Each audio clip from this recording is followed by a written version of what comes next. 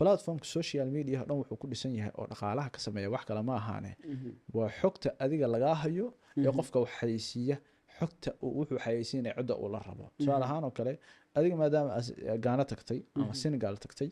ina xaggaa tagtay waa la socdaa marka GPS-kaagii bay location-kaagii baa furtay waa lagu la socdaa la socoshadaas marka waxay sahlaysaa in la arko meesha aad tagtay qoladan kale oo hoteelada lehna xaysiis bay sameeyeen sponsor bay sameeyeen sponsorkii marka wuxuu leeyahay qofkii Senegal jooga qofkii Gaana yimaada tus xaysiiskan adiga marka waxa xisaabsan tahay dadka tagay Senegal ama Gaana tagay sidaas xaysiisyada kugu soo baxayaan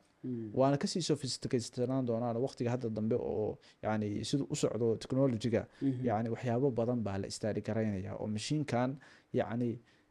social media-han marka la leeyahay software developers ama program engineer kaliya ma develop karayaan waxa